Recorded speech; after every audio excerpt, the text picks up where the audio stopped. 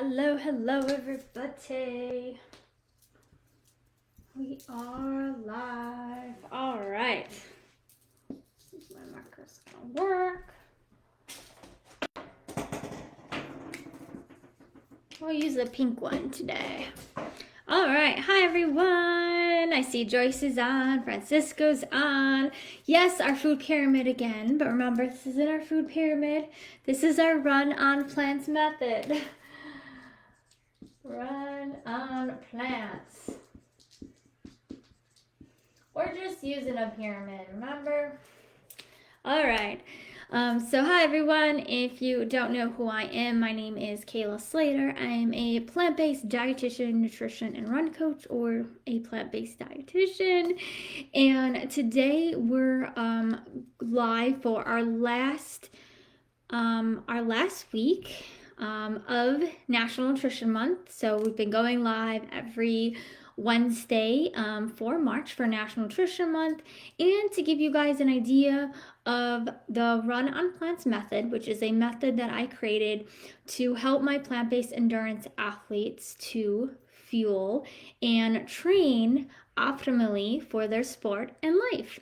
So we've been going through these last 4 weeks, we've been going through each phase of our Run on Plants method. So today we're on our last phase, but quickly let's review starting from our beginning here. So again, in the beginning here, we have our pre-foundational phase. This is our phase where we talked about where we are focusing first on the awareness of our eating habits. We are focusing on our mindset around, getting rid of the all or nothing mindset and focusing more on fueling our bodies and thinking about food as fuel. That is, our pre-foundation. We're also getting together or, starting to think about what is our training going to look like, what are our goals. We talk about goals here in our pre-foundation because we need to set goals to be able to create a plan. We need to first have that goal. So that's what we're doing in our pre-foundation phase. So I did a video, as I mentioned, on each of these phases. So you can go back and look at those. They are still posted in the group, in the Facebook group, or you can watch them on my YouTube channel. They're also there. I've also been sending out an email after each live as well. So if you're on my email list, you'll also receive them there as well. So that's our pre-foundation phase. Does anyone have any questions about our pre-foundation phase? For those of you that are live. Now, also, if you are watching this on replay, you can just comment below replay. Let us know that you watched this on replay. All right, so let's continue here.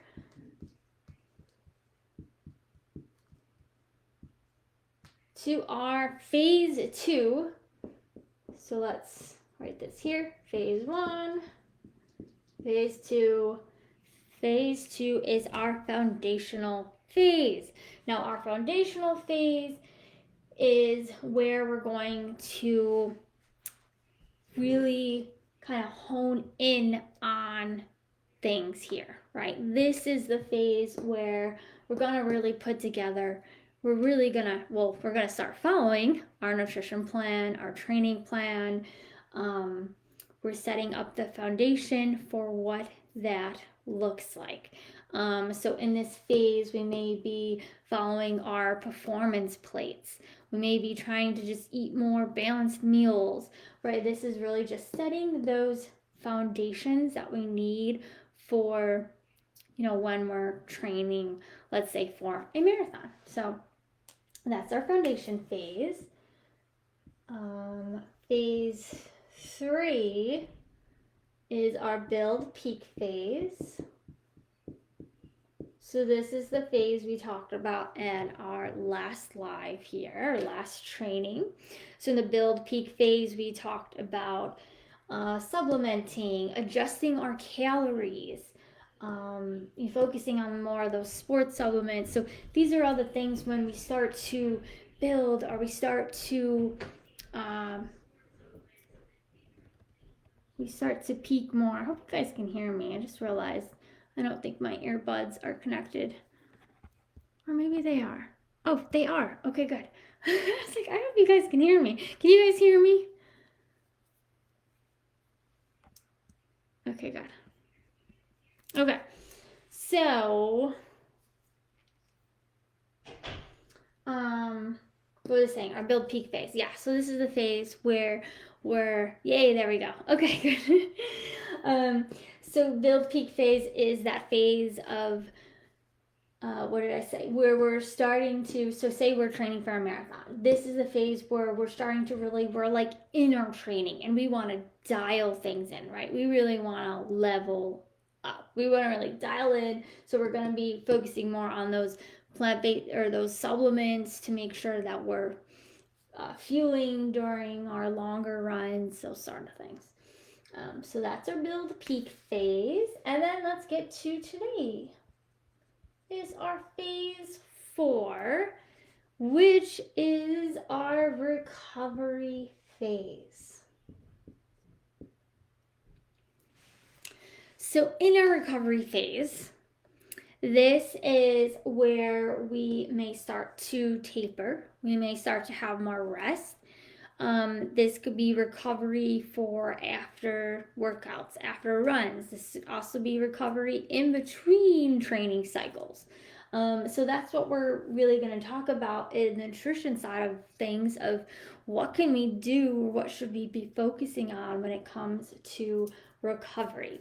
Now, it's really great or an advantage that plant-based athletes, endurance athletes have is that Francisco said lots of yummy proteins. We're going to get there. Protein is important in recovery. We'll get there. So what's a benefit or advantage of plant-based athletes is there is some research that shows that plant-based athletes have an advantage in recovery. And that is because a plant-based diet is more focused in plants, in vegetables and fruits, and those foods have antioxidants or flavonoids that can really be beneficial in speeding up that recovery process. So that's a really cool it's a really cool thing. There's not a lot of research on this, so they're still doing research, so we don't have a lot of research on this yet, but there is some research. There are some personal experiences and stories and things like that that I believe that really show us that eating plant-based can really help us with recovery. As for, let's talk foods first, like specific foods. What would those be?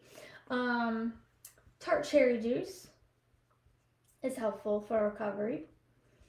Pomegranate juice, pomegranates or just pomegranates, and beets. So I'll just give you some examples of some foods that are really helpful in that recovery process. Now, Francisco brought up protein. So let's talk about protein a little bit. So protein is important really through all your training. But it is important in recovery. So protein is important in recovery because it's going to help your muscles to not feel as sore. So when you give your body protein after a workout, after a run, it may also help delay that soreness.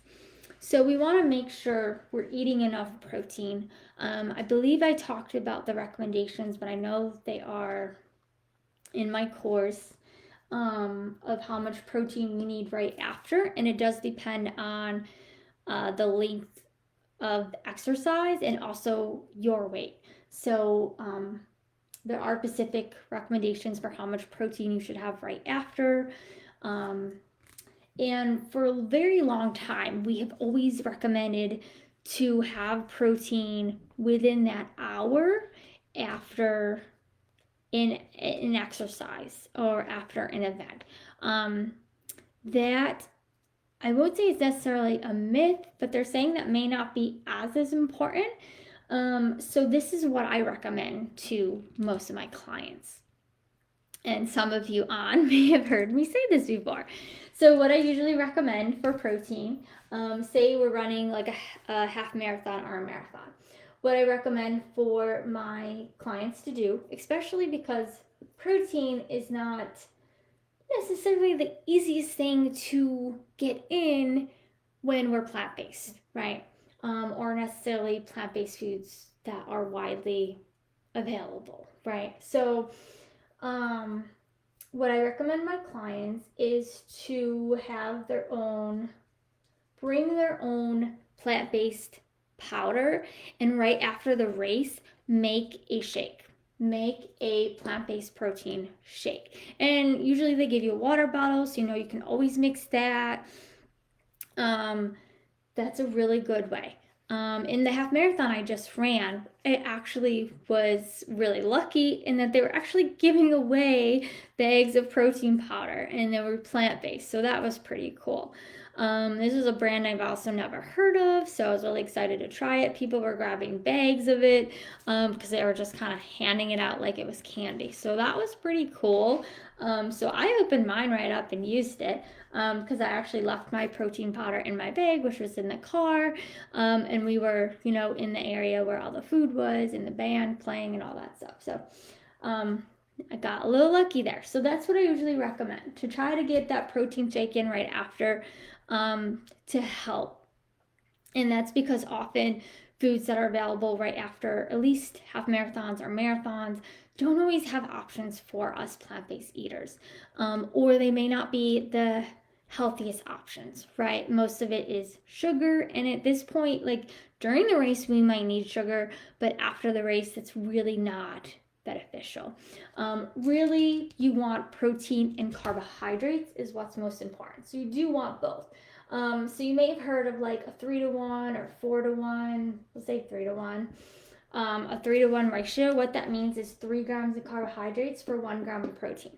And that's why chocolate milk is so popular. So this race that I recently ran, the half marathon, they are sponsored by Burn Dairy. And so every year they always have chocolate milk right after. And many people know in the sports nutrition world that chocolate milk is a really good post-workout drink. And why is that? Because it has this ratio. Milk has carbohydrates, contains carbohydrates, and protein. So it makes it a really good option for post-workout. But that's why I recommend just bring that protein powder shake. I know this is not, your protein powder is not, is processed. So for those of you that are whole food plant-based, maybe that's not an option, but that is what I recommend in this case. Maybe that's not something we use regularly or all the time if we're really trying to eat whole food plant-based, but in certain cases, this may be the easiest and most convenient option, right? Versus not having any protein right after. And then I recommend at least within 2 hours have a meal. So a well-balanced meal that contains carbohydrates, protein, and healthy fats. And this, for example, could be a black bean burger on a bun with sweet potato fries. I'm just giving you my favorite, of course. That's usually my go-to, but it works, right? And it is considered, if it's a plant-based burger versus Beyond Burger, it would be whole food plant-based, but this is again where it kind of gets tricky. Sometimes my only option is that Beyond Burger, which is a more processed burger, but it may be the only protein option at a restaurant that I go to with my family post-race. That may be the only option. So sometimes we do have to make those decisions of what is the best fuel for me that still aligns with my values and goals, nutrition goals. And sometimes we kind of have to give and take. But I do feel that in the case of performance, if we want to perform well, if we want to recover well, then that should take priority. If our number one goal is health and not number 2, that may be a little different. If we're okay being sore and not working out for a week or so, that might be a little different. So we kind of have to all kind of outweigh, right, our pros and our cons. What is the biggest priority? So when I'm talking about this and the recommendations I'm giving, I'm really focusing on that sports nutrition piece, right? I'm really focusing on, okay, let's fuel our body best, and this is how we do it, by being plant-based, but may not always be able to um, be whole food plant based, or then, that post race, then we're only getting a salad and we're not really fueling our bodies properly. So it can be, they can be challenging. Um, Francisco, beer. Yep, a lot of times people have, a lot of after races, there'll be beer. Beer does have carbohydrates, so in a way that's helpful. Not as much protein, but there is carbohydrates. Delayed onset muscle soreness. Yes, that is why more plant-based athletes get less of that. Full marathons usually give us banana, apple, some pretzels, Gatorade, or water. Yep, I'd say those are probably standard things. So some of those, those options I would say are fine. I think at my race that I recently just did at the half marathon, there really wasn't any snacks I think I had. I've been doing more gluten-free, so they had bagels, so I couldn't have a bagel. They had like granola bars and snacks, chips, kind of that kind of stuff, and I was like, that really isn't the best fuel for me. I think they did have bananas, but besides the protein powder, there wasn't really much I could have. So I always bring, my snacks. London better not give me tea after the marathon. Probably want more than that, right? All right, let's see. What else with high recovery? Hydration. Let's talk a little bit. I know touched a little bit about hydration, I think, in my previous trainings. I just want to touch a little bit on hydration because we do want to make sure after, well, really during, but also after runs, every run, we want to be hydrating. We also, may want to also do, may also want to add those electrolytes. If you're getting headaches really often after long runs, it may not just be water, it may be that you need more electrolytes. So hydration is definitely important for recovery. Dre said it's tough when you're gluten-free. You always have to bring your own snacks. It is, yeah.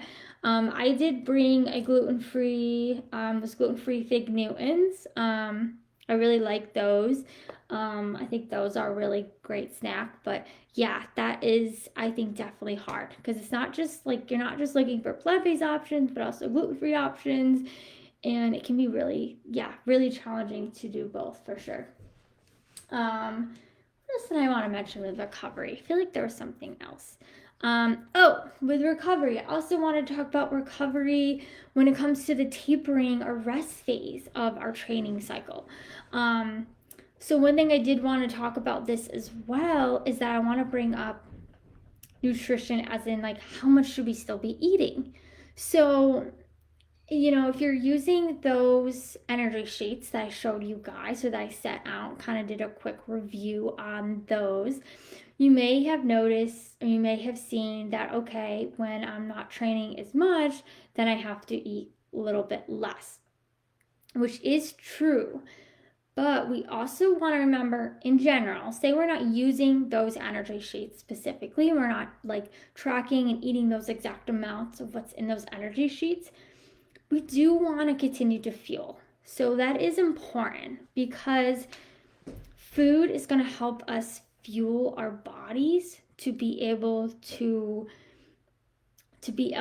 run, in our, or compete in our sport, especially if it's endurance.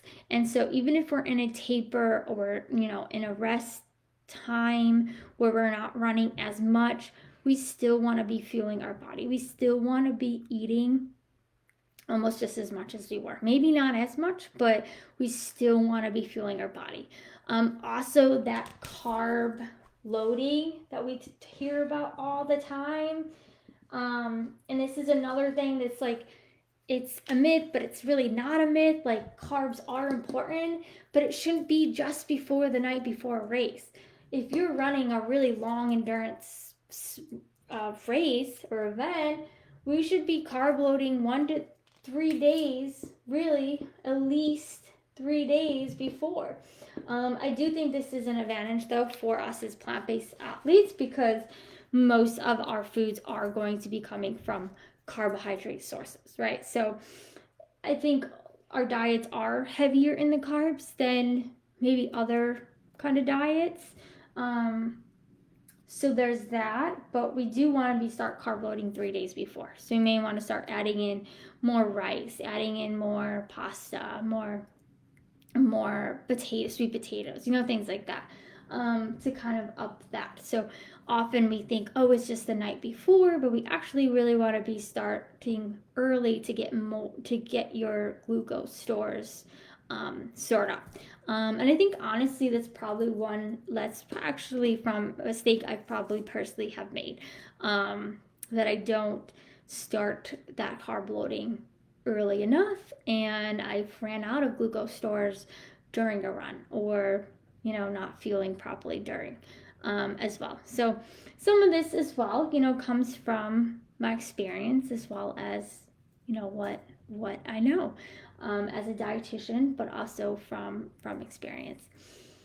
I think that's it, guys. There's not a lot on recovery. As for nutrition wise, that's really all I got. So yeah. Does anyone have any questions? I see a few of you on here. All right. Well, tonight was a short little lesson, but hopefully you guys get a good idea of what a recovery phase looks like, and hopefully get a good idea of now what our run on plants method looks like. Because I know I've been talking a lot about this, and this is fairly new to a lot of even of you that have been following me for a while. I've never really had it in this, created it in this way or explained it in this way. So yeah, let me know your guys' thoughts, questions, all of that. And before we go here as well, I just want to remind everybody that I am hosting a webinar tomorrow on fueling for life and sport on a whole food plant-based diet. So I hope you guys join me.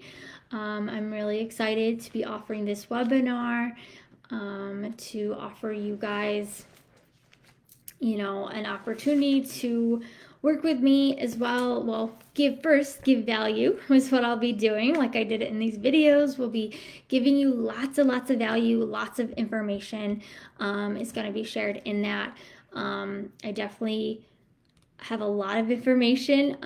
It's right now it's like a 2-hour webinar, but I may try to make it less, so it's only within an hour, because I know not a lot of you have that much time to sit through a webinar. So we're going to try to take out some information, but there's a lot of information to cover. And then, as I said, I will be promoting how you guys can work with me more. If you're interested in this run on plants method, want to know more about it, and want to work with me directly, you'll be able to learn more how you can do that. So I hope to see you there.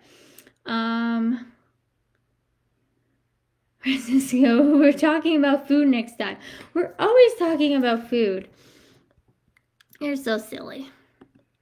Joyce will be there. Yay! Thank you, Joyce. If you haven't already signed up, please do. I want to be commenting below here right now the link to sign up for my webinar tomorrow at 8 p.m. And if I'm not right there at 8, I will be there as soon as I can. All right, there is the link. That is the Zoom link, so you do have to sign up. And once you're signed up, you should receive an email with the Zoom link and instructions and how to attend. But again, I hope to see you there. Thank you so much for joining our last training of this month and our last phase of the Ronenplatz method. And I will see you guys all tomorrow. Thank you. Bye.